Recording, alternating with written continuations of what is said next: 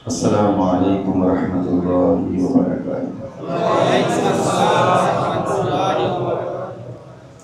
أعوذ بالله من الشيطان الرجيم.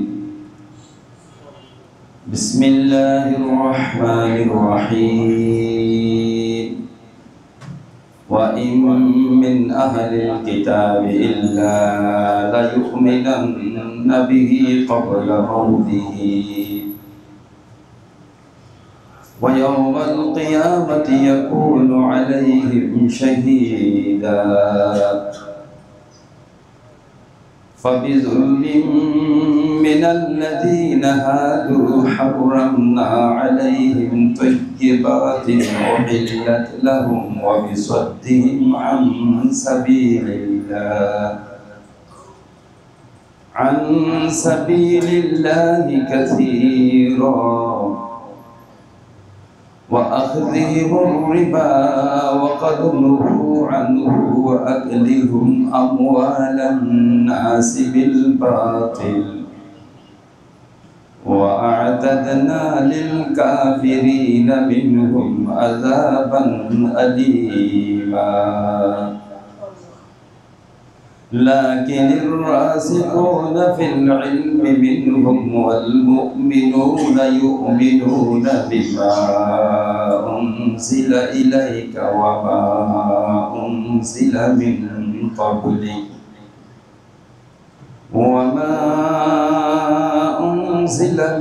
قبلك والمقيمين الصلاة والمؤتون الزكاة والمؤمنون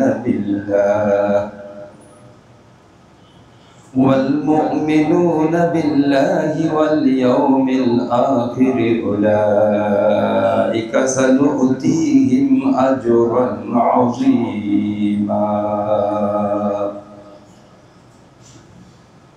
صدق الله العظيم وصدق الله النبي الكريم.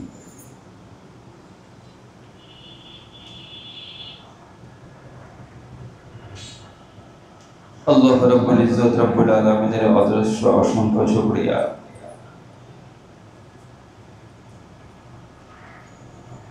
আল্লাহ রাব্বুল আলামিন আমাদেরকে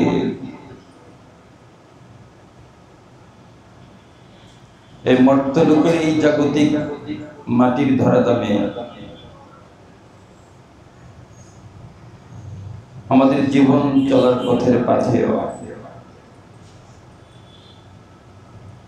আমাদের চলার পথের মাইলফলক আমাদের পথের প্রথমে মানচিত্র কোরআনে মাজিদ আমাদের প্রতি বড় দরদি রব্বুল আলামিন আমাদেরকে তার প্রিয় হাবিব যে মাসে আগমন করেছিলেন স্মৃতি বিজড়িত সেই মাসে পবিত্র এশান নামাজের সিজদাগুলো আদায় করার পরে আমাদের সেই মহাগ্রন্থ কালামে পাককে নিয়ে বসার আল্লাহ তাআলা তৌফিক দান করেছেন। সেই জন্য রব্বুল আলামিনের দরবারে শুকরিয়া আদায় করি বলি আলহামদুলিল্লাহ।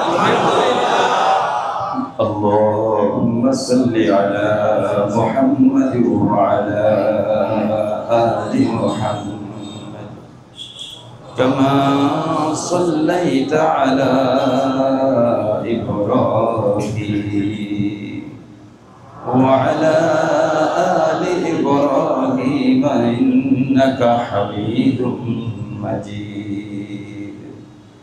اللهم بارك على محمد وعلى آل محمد كما باركت على إبراهيم وعلى آل إبراهيم إنك حميد مجيد. পৃথিবীতে যত লিখিত গ্রন্থাদি আছে, যত বিজ্ঞ বিদগ্ধ লেখক, যত লেখাই ওনারা উপস্থাপন করেছেন এ পর্যন্ত, আপনি যে কোনো গ্রন্থ যদি পড়ে দেখেন, আমি যদি পড়ে দেখি, তাহলে দেখব যে যতই গুরুত্বপূর্ণ লেখক হোক, ওনার পূর্ণ লেখার মধ্যে কিছু কিছু বিষয় খুব গুরুত্বপূর্ণ। সব লেখা একরকম না, কিছু কিছু বিষয় গুরুত্বপূর্ণ, মনে রাখার মতো। পূর্ণ গ্রন্থ একরকম না। একজন কবি যদি কোনো কবিতা লেখে, দেখবেন 2-4টা লাইন খুব গুরুত্বপূর্ণ, আর বাকিগুলো এত গুরুত্বপূর্ণ না, যত বড় জ্ঞানী কবি থাকেন না কেন।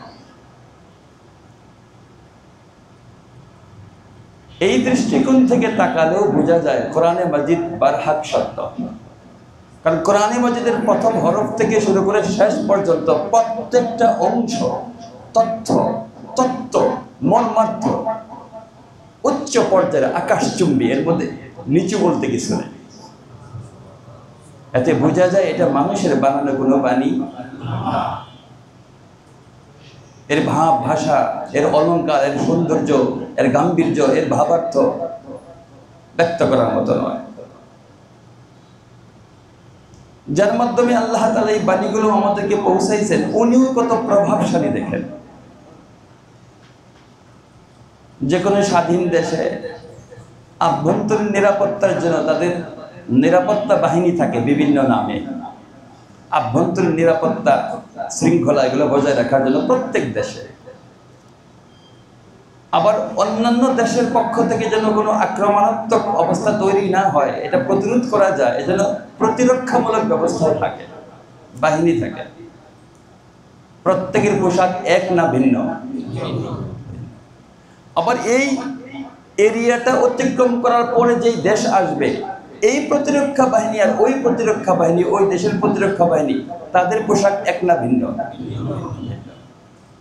কিন্তু আমাদের নবীদের প্রভাবটা দেখেন, আজকের কথা না, প্রায় ১৫০০ বছর আগে, তাও আমাদের দেশে না, আমাদের থেকে ৬০০০ মাইল দূরত্বে জিনার অবস্থান, তাও আবার ১৫০০ বছর আগে।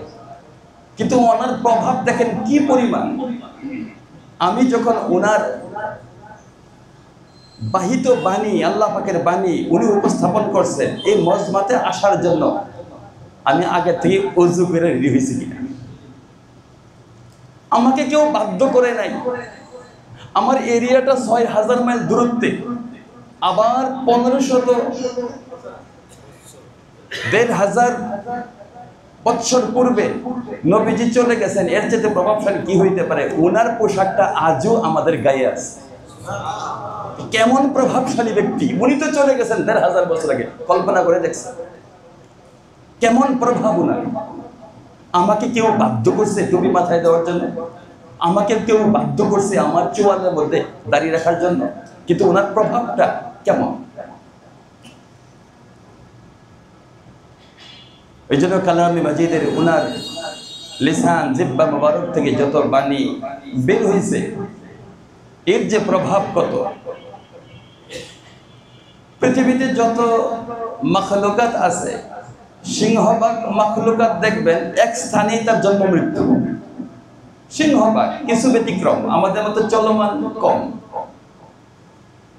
গাছ যেখানে জন্ম হয়েছে, মৃত্যু তার ওখানে। এই অবস্থায় তার পূর্ণটা ইবাদত। সূর্য যেভাবে, চন্দ্র যেভাবে, তারকারাজি যেভাবে, সেভাবে। এটাই এখানেই জন্ম, এখানেই তার মৃত্যু। এটি কল্পনা করা যায়। ৬০, ৭০, ৮০, ৯০, ১০০, ২০০ বছর আগের বৃক্ষ, বড় বড় গাছ আছে কি নাই? আমরা এশার নামাজের সিজদা করছি, আমাদেরকে আল্লাহ তাআলা সহজতা দিছে। যখন একজন বান্দা সিজদার মধ্যে যায়, ২ ফেরেশতা একজন আরেকজনের সাথে কথা বলে। দেখছো এই লোকটা যে সিজদার মধ্যে গেল, লাউ ইয়ালামিল মুসাল্লি, এই মুসল্লি যদি জানতো তার সিজদার মূল্য কত, সে যদি জানতো, মানতাকালা ইলা ইয়াউমিল কিয়ামা, কিয়ামত পর্যন্ত তাকে হেসরায় ওই জায়গা থেকে উঠাইতে পারতো। সে যদি জানতো এর মূল্য কত। কারণ বাকিদের ইবাদত দেখেন এক স্থানে জন্ম থেকে, তাকে বলছে তুমি দাঁড়ায়া থাকবা, পুরাটা জীবন সে দাঁড়ায় রয়েছে। সূর্যকে বলছে তুমি ঘুরবা, পুরাটা জীবনে সে ঘুরছে।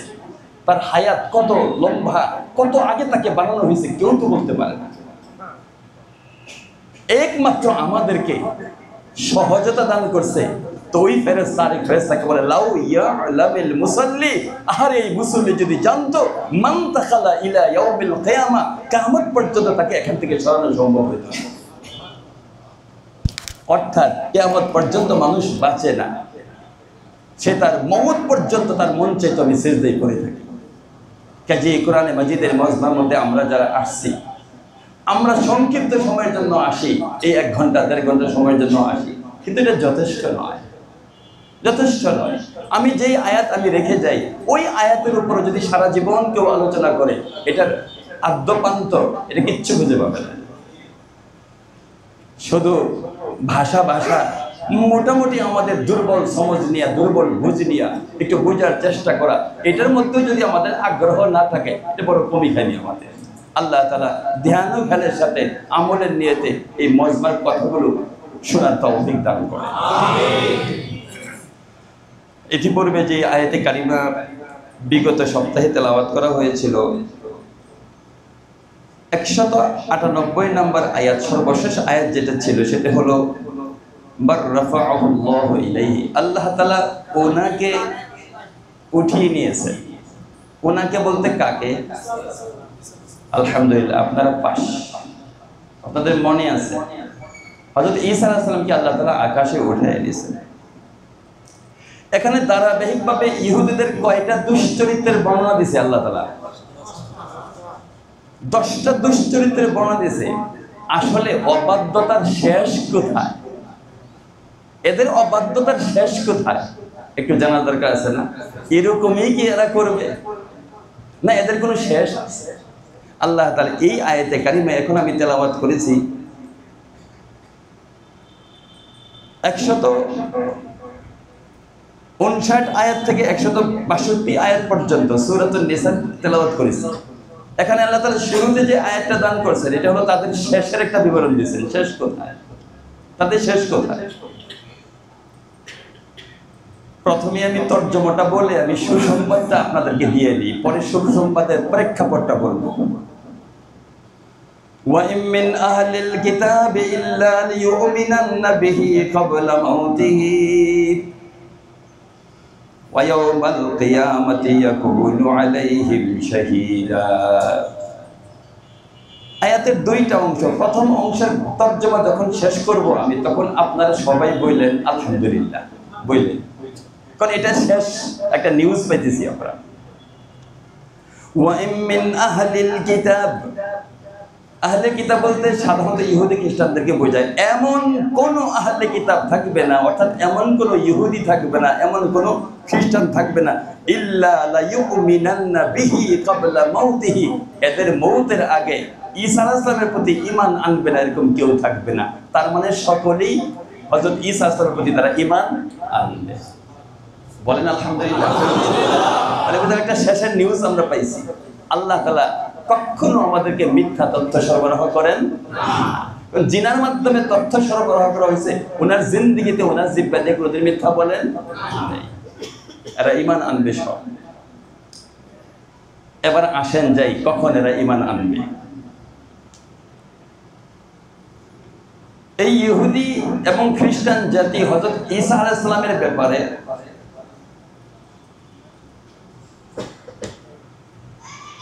আল্লাহ পাক যখন ওনাকে আকাশে উঠায় এনেছেন,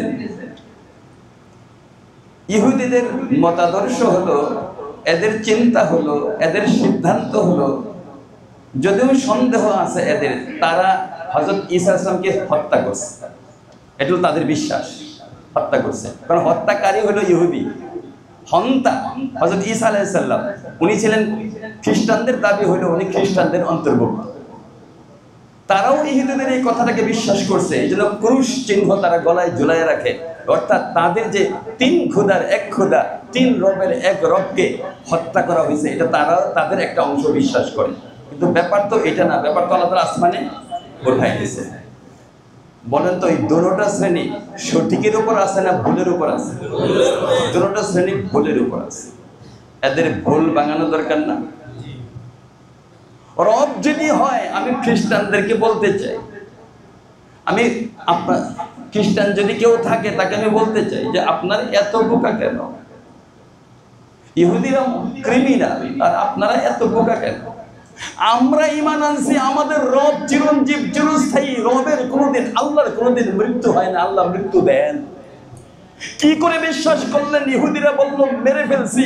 এটা যদি আপনাদের রব হয়ে থাকে, আসলে উনি রব না, তাহলে তার মৃত্যু কি করে আপনারা মেনে নিলেন? কারণ রব তো মারা যেতে পারে, হুয়াল হাইয়ুল কাইয়্যুম, রব তো চিরঞ্জীব চিরস্থায়ী, রব তো মৃত্যু দেন, রব তো মারা যেতে পারে না। কি করে এদের মিথ্যুকদের কথাটা আপনারা বিশ্বাস করে নিলেন? যদিও আপনাদের বিশ্বাসটা বড় ভুল বিশ্বাস, বিশ্বাস করা ঠিক হয় না। প্রকৃত ঘটনা যদিও ভিন্ন, কিন্তু আপনাদের বিশ্বাস করা ঠিক হয় না। ইহুদিরা এদের পাখা গজাইতে গজাইতে গজাইতে গজাইতে একটা পর্যায়ে এমন হবে, এরা বিশ্বব্যাপী সমস্ত সাধারণ মানুষ, মুসলমান, এরা উপরের দিকে শ্বাস ছাড়বে, আহা এদের থেকে আমাদেরকে বাঁচাও। আল্লাহ তাআলা একটা পর্যায়ে কিয়ামতের আগে সর্বপ্রথম বড় আলামত যেটা প্রকাশিত হবে, এটা হলো যুহুরে মাহদি। আল্লাহ তাআলা মাহদি আলাইহিস সালামের এক নিয়ামত আমাদেরকে দান করবেন। এক নিয়ামত, দাঁত ভাঙা জবাব দেওয়ার জন্য এক নিয়ামত দান করবেন। খানায়ে কাবার চতুর্পাশে তওয়াফরত অবস্থায়, ওনার বয়স 40 হবে, মানুষ চিনে ফেলবে। ইহুদিদের দাঁত ভাঙা জবাব দেওয়ার জন্য ওনার হাতে হাত রেখা মানুষ বাইআতের ওয়াদা করবে, জিহাদের বাইআতের অঙ্গীকার করবে। উনি এখান থেকে হিজরত করে চলে যাবেন বাইতুল মুকাদ্দাসের দিকে, সিরিয়ার দিকে তিনি চলে যাবেন। এই ইহুদিদের ত্রাসের ভিতর দিয়ে তাদের মাঝখানে আরেক সবচেয়ে বড় ফিতনা, যেটা কিয়ামতের আগের বড় ফিতনার মধ্যে একটা ফিতনা, দাজ্জালের আবির্ভাব ঘটবে, এটা ইহুদিদের মধ্য থেকে। এ পর্যন্ত তাদের মধ্য থেকে যাই গেছে, দাজ্জাল আসে নাই, কিন্তু তাদের মধ্যে এমন এক ফিতনা আসবে, তাদের মধ্যে একজন নিজেকে প্রথম নবী বলবে, এরপরে নিজেকে প্রথম তাদের ভাষায় রব বা খুদা, জান্নাতের মালিক জাহান্নামের মালিক, এই কথা দাবিদার একজন বের হবে। তার নাম কি?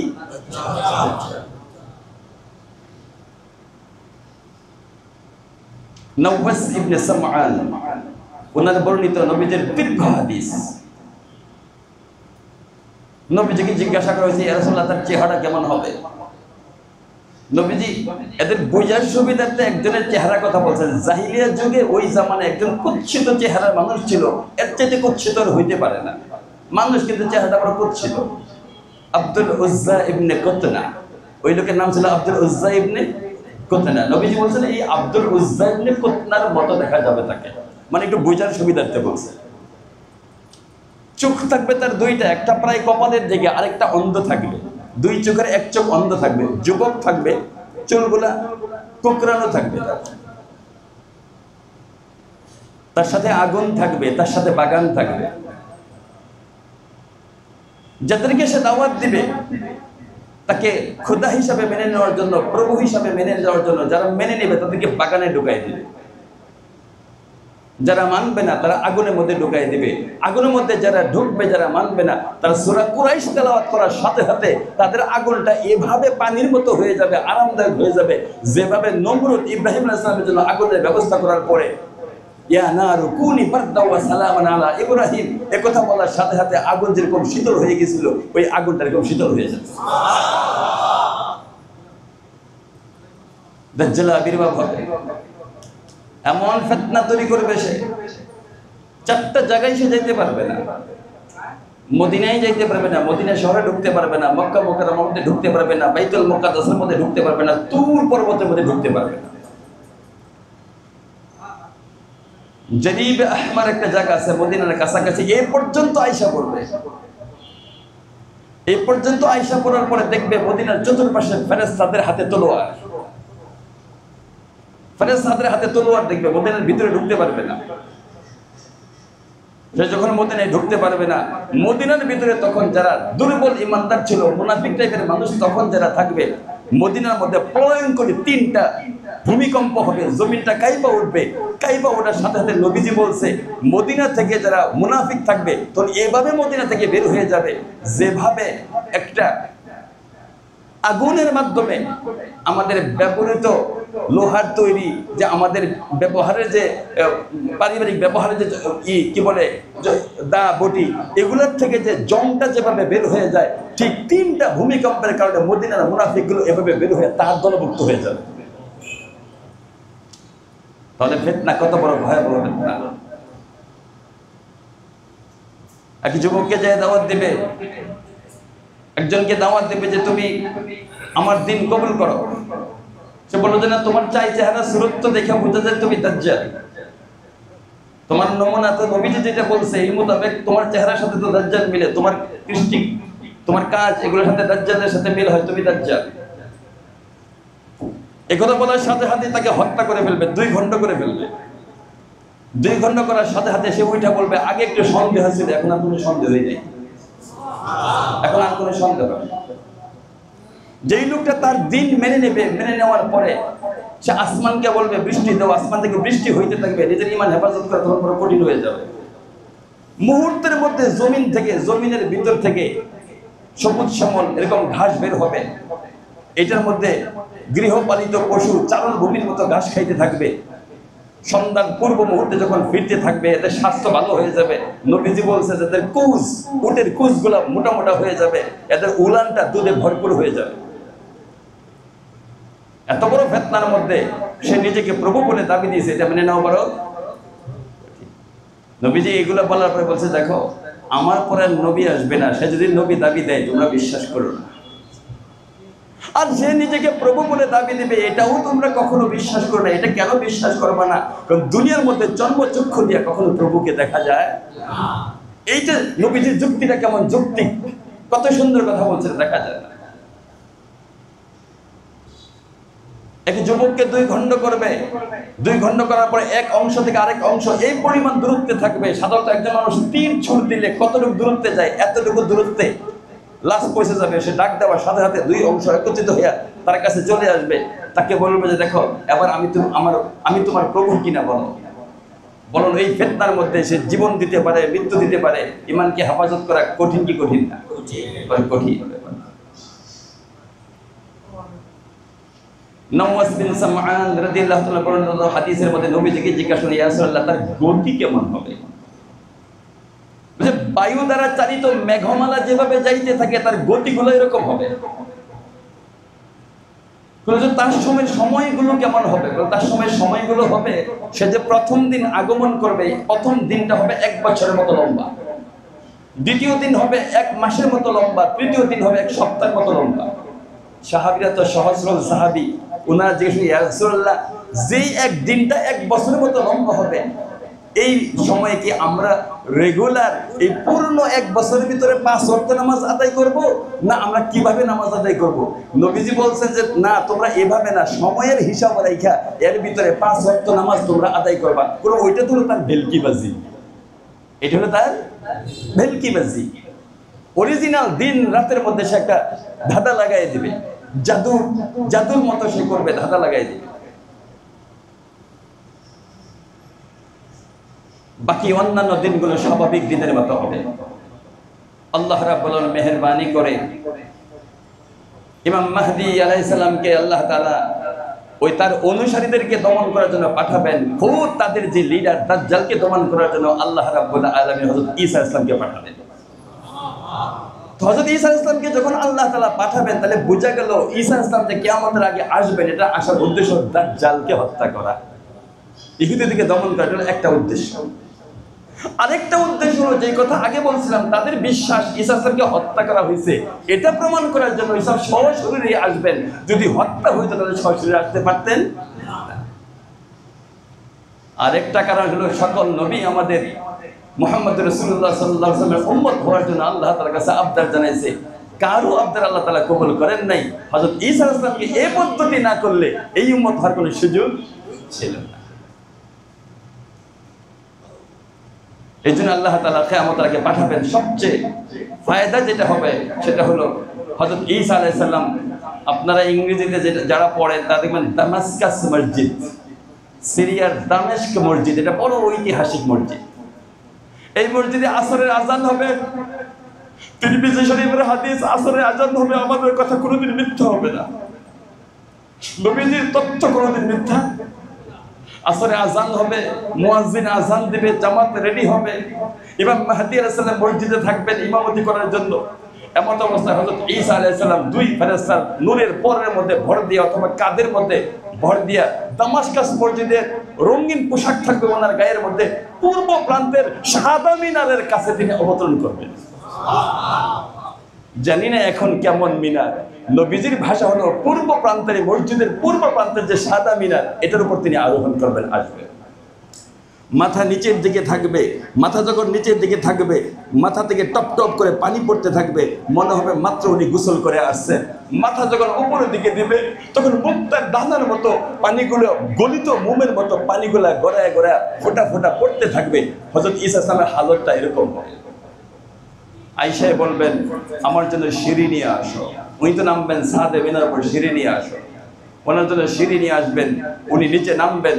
আয়েশাই হযরত ইমাম মাহদী আলাইহিস সালাম ওনাকে স্বাগতম জানাবেন, জামাত বড় রেডি। ইমাম মাহদী আলাইহিস সালাম ওনাকে বলবেন যে হুজুর আপনি নামাজের ইমামতি করেন। যে না, তোমরা বড় ভাগ্যবান উম্মত, তোমাদের উম্মতের একজন আরেকজনের ইমাম হয়। এটা পূর্ব জামানায় এটা ছিল না, এটা শুধু নবী ইমামতি করতে পারতো। একজন আরেকজনের ইমাম হয়, এটা তোমাদের ছাড়া আর কারো নাই। তুমি ইমামতি করো, আমি তোমার মুসল্লি হই।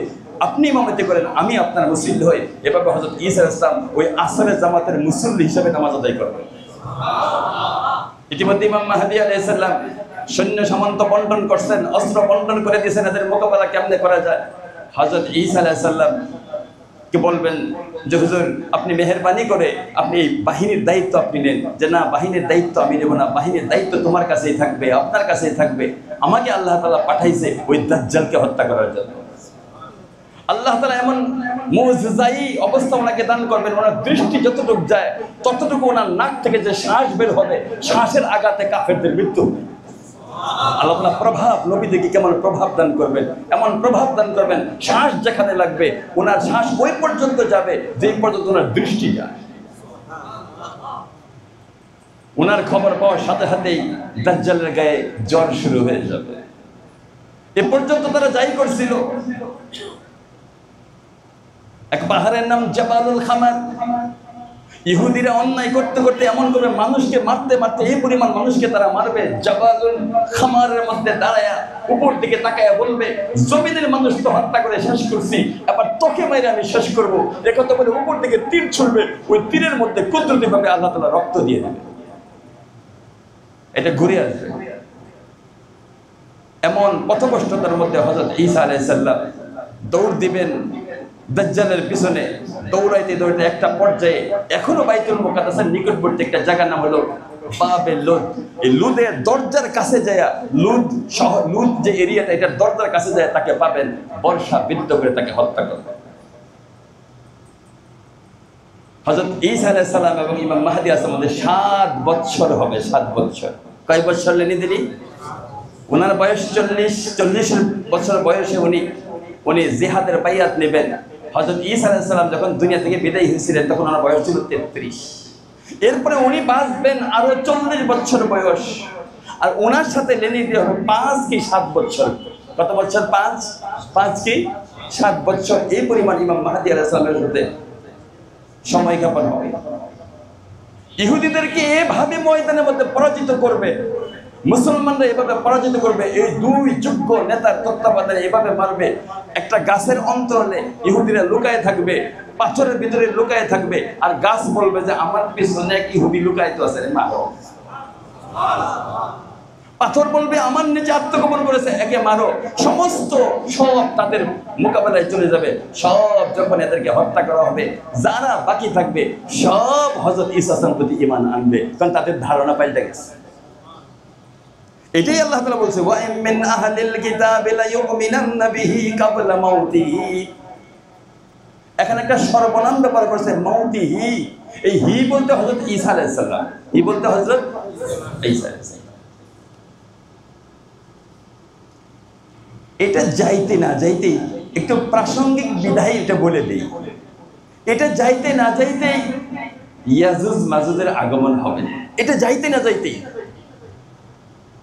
ইয়াজুজ মাজুজ আমাদের কাশ্মীরের এক প্রখ্যাত আলেম ছিলেন, আনোয়ার শাহ কাশ্মীরি রাহমাতুল্লাহ।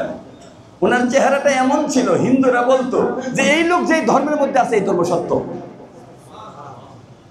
এই চেহারার লোকটা, এই জ্ঞানী লোকটা যে ধর্মের মধ্যে আছে এই ধর্ম সত্য।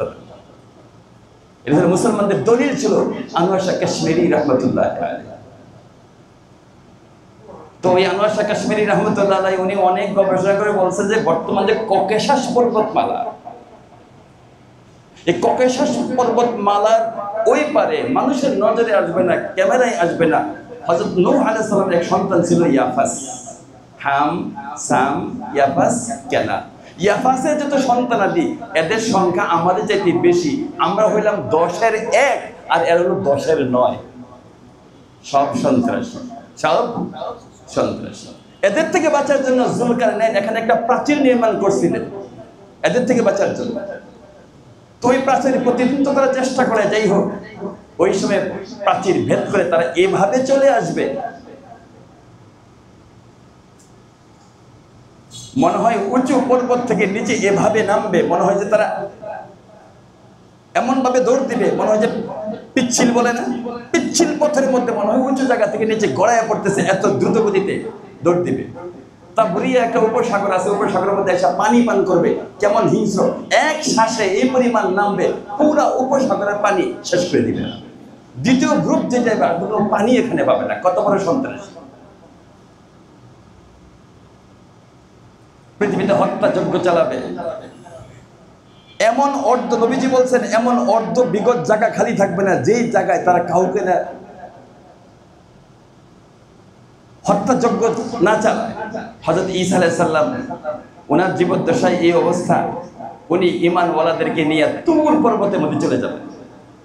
তুর পর্বতে এমন অভাব হবে, যদি 100 দিনার দিয়েও একটা গরুর মাথা পাওয়া যাইতো, এটা খাইয়া ক্ষুধা নিবারণ করতে পারতেন, তার জন্য ভালো হইতো। একটা গরুর মাথা হয়ে যাবে 100 স্বর্ণ মুদ্রার মতো মূল্যবান। এত অভাব চলতে থাকবে। হযরত ঈসা আলাইহিস সালাম আল্লাহ তাআলার কাছে দোয়া করবেন যে ইয়াজুজ মাজুজ থেকে আল্লাহ তুমি আমাদেরকে হেফাজত করো। আল্লাহ তাআলা দোয়া কবুল করবেন। পুরো পৃথিবীর মধ্যে মৃত লাশগুলো এইভাবে পড়ে থাকবে, অর্ধ বিগত জায়গা থাকবে না যেখানে ইয়াজুজ মাজুজের কোনো লাশ থাকবে না। আল্লাহ রাব্বুল আলামিন মেহেরবানি করে আসমান থেকে বৃষ্টি দিবেন, পাখি দিবেন, কিছু পাখি দিবেন, বড় বড় পাখি। এই পাখিগুলো আইসাই লাশগুলো উঠায় উঠায়, এক বিবরণের মধ্যে আছে যে সাগরে ফেলাবে, আরেক বিবরণের মধ্যে আছে যে কোথায় ফেলাবে জানি না। এরপর একটা বৃষ্টি হবে, পৃথিবী পাকসাপ হয়ে যাবে, এরপরে জমিনের বরকত বের হওয়া শুরু হবে। এক বরকত 40 বছর পর্যন্ত ন্যায় বিচারের শাসন চলতে থাকবে। উটনি এবং সাপ একত্রে থাকবে, কেউ কাউকে পাড়াও দিবে না, ধ্বংসনা করবে না। বড় বড় সাপ নিয়ে ছোট বাচ্চারা খেলাধুলা করবে, কোনো ক্ষতি হবে না, সাপ বাচ্চাকে দংশন করবে না। মানুষের মধ্যে হিংসা বিদ্বেষ থাকবে না। এক একটা ডালিমের বিবরণ আছে, এক একটা ডালিম এরকম বের হবে, এক একটা ডালিম একটা কবিলের জন্য যথেষ্ট হয়ে যাবে। এমনকি ডালিমের যে খোসা হবে, এই খোসা দিয়ে মানুষ ছাতা বানাবে, ছাতা। একটা উটনি থেকে যে দুধ পাওয়া যাবে, এটা একটা কবিলের জন্য যথেষ্ট। আর একটা গরু থেকে যে পরিমাণ দুধ আসবে, বিশাল মানুষের জন্য যথেষ্ট। একটা ছাগল থেকে এই পরিমাণ দুধ আসবে, একটা পরিবারের জন্য যথেষ্ট, বরকত আসবে। এভাবে চলবে 40 বছর। এভাবে চললে কথা বলছে, এই 40-এর পরে যে পৃথিবী খারাপ হবে, আর আলোর পথ দেখবে না। 1 নম্বর জোহরে মাহদি, 2 নম্বর দাজ্জালের আগমন, এমন অবস্থা ঈসা আলাইহিস আগমন, 4 নম্বর হলো ইয়াজুজ মাজুজের আক্রমণ। এটা খুব পাশাপাশি ঘটবে, ঘটনাগুলো ঘটবে। তো এটা জুমলায়ে মুতারিজা সংযোজনী হিসাবে এই কথাটা বললাম। তো সুসংবাদ হলো যে আল্লাহ তাআলা জানাইছেন ওয়া মিন আহলিল কিতাব, আহলে কিতাবের একজনও বাকি থাকবে না, ইল্লা লিউমিনান্না বিহি ক্বাবলা মাউতিহি, তার প্রতি ঈমান আনবে না তার মৃত্যুর আগে।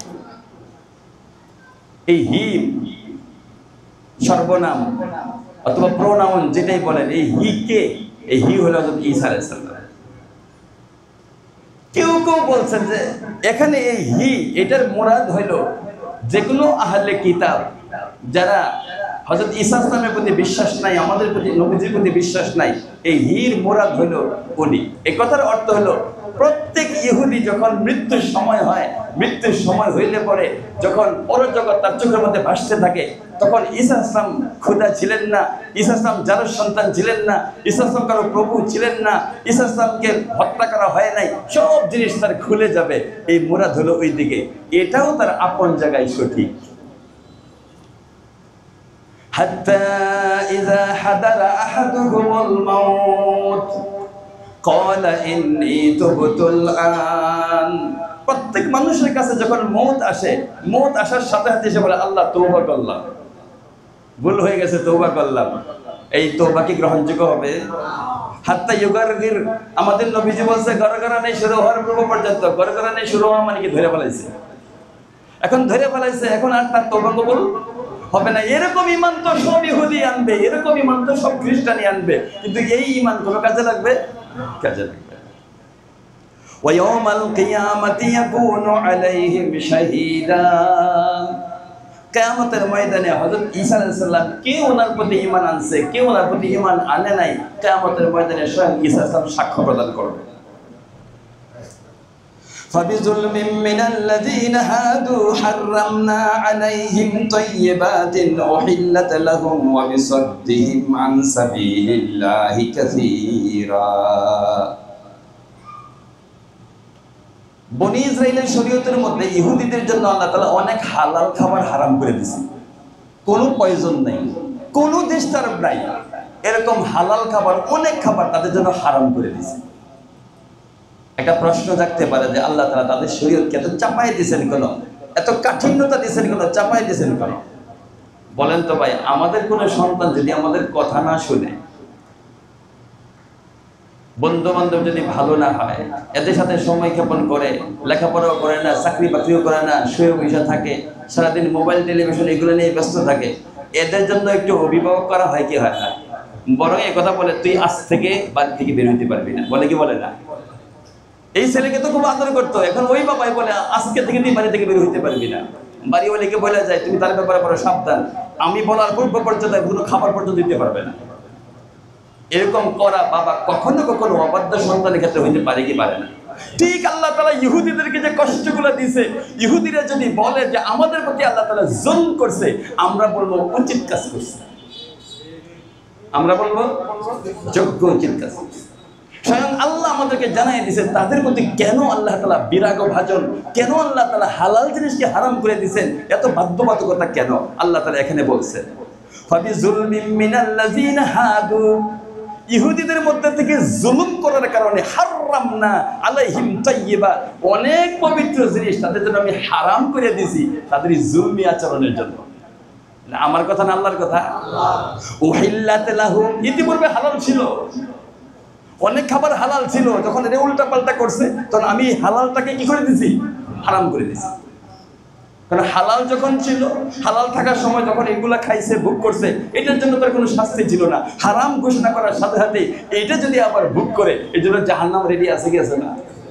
কারণ হারাম চলবে না, চাপাই দিয়েছে। ওয়াবিসাদ্দিহিম আন সাবিলিল্লাহি কাসীরা, আরেকটা অন্যায় হলো নিজেরা তো আল্লাহর পথে চলেই না, আরো হাজারো মানুষ যেন আল্লাহর পথে না চলতে পারে, যত বাধা দেওয়া দরকার সব ব্যবস্থাপনায় রাখো। নিজেরা তো আল্লাহর কথা মানেই না বনি ইসরায়েলেরা, বরং আমাদেরকেও যেন শান্তিতে আল্লাহর নাম না নিতে পারে এই সর্ব ব্যবস্থা তারা করে কি করে? পুরা বিশ্ব নেটওয়ার্ক এরা তৈরি করছে, কোন মুসলমানের প্রোডাক্ট যেন না হইতে পারে, কোন মুসলমান আল্লাহর নাম যেন না নিতে পারে। আসলে এই যে শিশু হত্যা যেটা করে, এটার মূল উদ্দেশ্য হলো ভবিষ্যৎ ঈমানওয়ালাদের প্রজন্ম শেষ করে দেওয়া।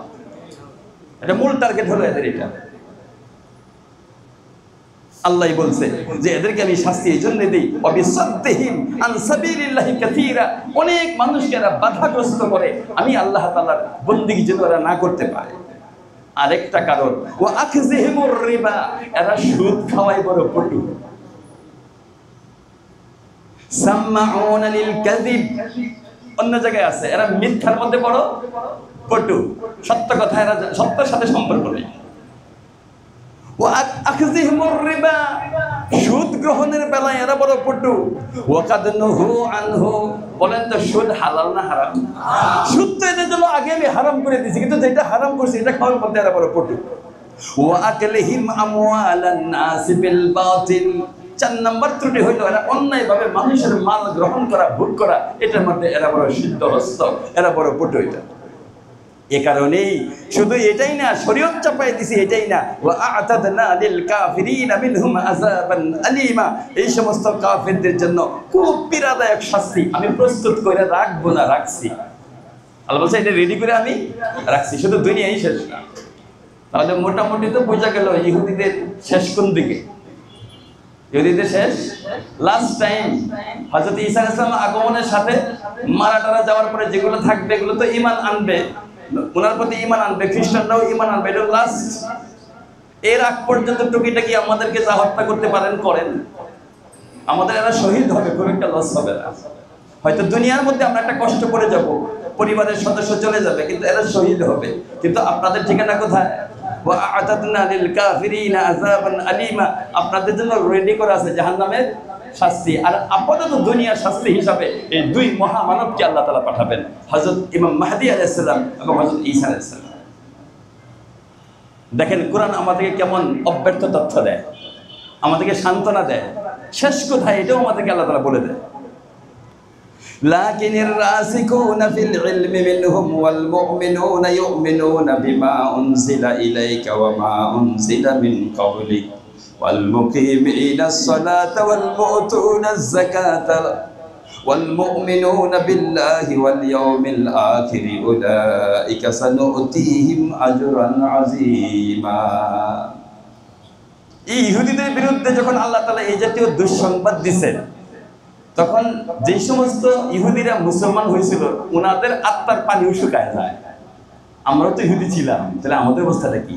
এরকম ভয় আসতে পারে কি পারে না? আল্লাহ যেভাবে আমাদেরকে ধমক দিতেছে, আমার জ্ঞাতি গোষ্ঠীকে ধমক দিতেছে, যাদের সাথে আমার রক্তের সম্পর্ক আছে, আমাদের অবস্থা জানি কি? এক হাদিসে পাকের মধ্যে আসছে এই আয়াতে কারিমা ইহুদিদের তিন বিজ্ঞ ব্যক্তি, আব্দুল ইবনে সালাম রাদিয়াল্লাহু তাআলা আনহু, উসাইদ ইবনে শুবা রাদিয়াল্লাহু তাআলা আনহু, সাআলাবা ইবনে শুবা রাদিয়াল্লাহু তাআলা আনহু, ওনারা দুই ভাই, এবং আব্দুল ইবনে সালাম, এই তিনজনের ব্যাপারে আল্লাহ তাআলা সান্ত্বনা দেওয়ার জন্য এই আয়াত অবতীর্ণ করেন। বলেন সুবহানাল্লাহ।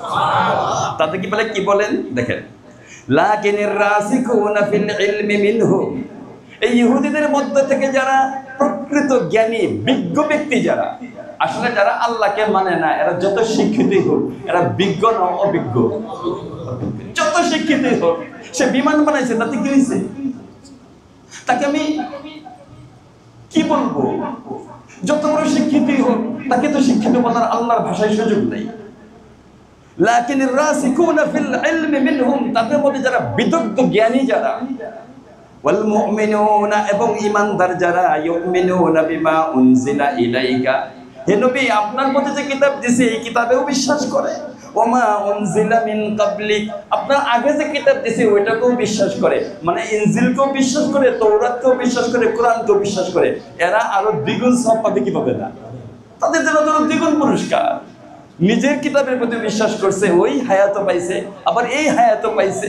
তো তাদের ব্যাপারে, এই তিন ব্যক্তির ব্যাপারে আল্লাহ তাআলা সুসংবাদ দিয়েছেন। এই জাতীয় তিন ব্যক্তির মতো আরো যারা আছে তাদের জন্য সুসংবাদ। শুধু কিতাবের প্রতি ঈমান আনলেও হবে না, সাথে সাথে আমলও করতে হবে। ওয়াল মুকিমিনাস সালাতা, নামাজও আদায় করবে। ওয়াল মুতুনাজ যাকাতা, যাকাতও দিবে, মানে হুকুল্লাহ আদায় করবে, হুকুল ইবাদত আদায় করবে। কিছু কিছু মানুষ আমাদের মধ্যে আছে আল্লাহর হক মোটামুটি ধ্যান দিয়ে আদায় করে, কিন্তু বান্দার হকের বেলায় একেবারে মুখ শুকায়, একেবারে মুখ শুকায়, মনে আত্মা ছিঁড়া যেতে চায় বান্দার হকের ব্যাপারে। বলছে যে না, ওয়াল মুকিমিনাস সালাতা, হুকুল্লাহ আদায় করবে, ওয়াল মুতুনাজ যাকাতা, হুকুল ইবাদত আদায় করবে, ওয়াল মুমিনুনা বিল্লাহি, আল্লাহর প্রতি সাচ্চা ঈমান আনবে, ওয়াল ইয়াউমিল আখির, পরকালের প্রতি ঈমান আনবে। এই যোগ্যতা যাদের থাকবে ইহুদিদের মধ্য থেকে, খ্রিস্টানদের মধ্য থেকে, উলাইকা সানুতিহিম আজরান আযীমা, তাদের জন্য অচিরেই মহা পুরস্কার দেওয়া হবে। অচিরেই বলতে কি, মারা যাবে তো মহা পুরস্কার। কারণ দুনিয়ার হায়াত আর কতদিন? দুনিয়ার হায়াত আর কতদিন? এই জন্য মুহতারাম হাজিরিন, 162 নম্বর আয়াত পর্যন্ত তেলাওয়াত করা হলো। এখন আমাদের একটু কারিগরি আসা উচিত, যদি আমাদের জীবদ্দশায় অথবা আমাদের সন্তানাদের জীবদ্দশায় যদি দাজ্জালের আবির্ভাব ঘটে, এমন অবস্থায় আমাদের ঈমানকে হেফাজত করার কি আমল করা যাইতে পারে? কি আমল করা? হযরত আবু দারদা রাদিয়াল্লাহু তাআলা সাহাবীদের মধ্যে বুজুর্গ সাহাবী ছিলেন আবু দারদা রাদিয়াল্লাহু তাআলা। কয়েকজন সাহাবী প্রচন্ড ধরনের আল্লাহওয়ালা, এর মধ্যে একজন হলো আবু দারদা রাদিয়াল্লাহু তাআলা। সরল কাকে বলে? অনেক সরল মানুষ ছিলেন। সাহাবীদের মধ্যে কোনো কোনো সাহাবী এরকম ছিলেন যে 1000-এর উপরে সংখ্যা জানতেন না, 1000-এর উপরে সংখ্যা জানতেন না। দুনিয়ার ব্যাপারে এত সাধারণ জীবনযাপন করতেন যে জানতেনই না। ওটা ঘটনা ভিন্ন, ওইদিকে যাইতে চাই না। হযরত আবু দারদা রাদিয়াল্লাহু তাআলা বলছেন, কেউ যদি সূরা কাহাফের প্রথম 10 আয়াত মুখস্থ করে, সূরা কাহাফের প্রথম 10 আয়াত মুখস্থ করে, তাহলে আল্লাহ তাআলা তাকে দাজ্জালের ফিতনা থেকে হেফাজত করবে। নবীজির বাণী বলছেন। কার বর্ণিত হাদিস? আবু দারদা রাদিয়াল্লাহু তাআলা। ওনার বর্ণিত আরেকটা হাদিস আছে, সেটা হলো সূরাতুল কাহাফের শেষ 10 আয়াত। কয় আয়াত? শেষ 10 আয়াত। তো আমরা খুব বেশি কঠিন না। আলহামদুলিল্লাহিল্লাযী আনজালা আলা আবদিল কিতাবা ইওয়াজা, এখান থেকে শুরু হবে একেবারে রাশাদা পর্যন্ত। এখানে 10 আয়াত শেষ হবে, আর শেষেরটা শুরু হবে আল্লাযীনা কানাত, ওইখান থেকে শুরু হবে একেবারে শেষ পর্যন্ত 10 আয়াত। অর্থাৎ 101 থেকে, মোট আয়াতের সংখ্যা সূরা কাহাফে 110টা, 101 থেকে 10 পর্যন্ত। এগুলো প্রথম থেকে রাশাদা পর্যন্ত, এখানে 10 আয়াত। মুখস্থ করা অনেক কঠিন? কঠিন না, অনেক কঠিন না। আমি আপনাদেরকে একটা সহজ বুদ্ধি দিয়ে দিই, আপনারা মনে রাখার জন্য, সারা জীবন আমল করার জন্য। আমরা নামাজ পড়ি না? যখন নামাজ আদায় করি কোনো না কোনো সূরা তো আমাদেরকে মিলাইতেই, তো মুসলমান হিসেবে নামাজ পড়ি, ছোট ছোট পড়ে মিলাইতে হয়। কষ্ট করে এই 10টা আয়াত, এখান প্রথম 10টা শেষ 10টা একটু মুখস্থ করে নিব। নেওয়ার পর আমি নিয়মিত আমি নামাজের মধ্যে তেলাওয়াত করব, তাহলে দাজ্জালের ফিতনার মধ্যে পড়ার সম্ভাবনা আছে। পড়লেও আমরা বুঝতে পারলাম, তার কপালের মধ্যে লেখা থাকবে কাফারা, কাফের। যাদের দিলের ভিতরে ঈমান থাকবে তারাই শুধু বুঝতে পারবে এই লোকটা কাফের। এই জন্য এই আমলটা করতে পারবো তো ইনশাআল্লাহ। হযরত আলী রাদিয়াল্লাহু তাআলা বর্ণিত একটা হাদিস আছে, জুমাবার দিন যদি কেউ সূরা কাহাফ তেলাওয়াত করে, ফিতনা থেকে তো আল্লাহ তাআলা হেফাজত করে। এর ভিতরে যদি দাজ্জালও আইসা যায়, তবে তার ফিতনা থেকে আল্লাহ তাআলা হেফাজত করবেন। এটা কার বর্ণিত হাদিস? হযরত আলী রাদিয়াল্লাহু তাআলা বর্ণিত হাদিস।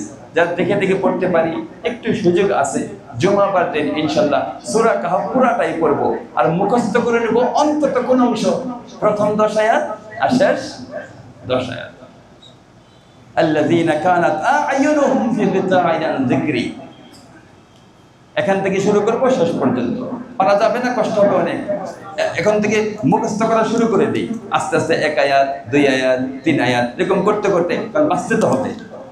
কারণ আমার সম্মুখে দাজ্জাল আয়েশা যদি বলে যে আমি তোমার খোদা, তো তার থেকে বাঁচার জন্য আমার অস্ত্র তো এইটাই।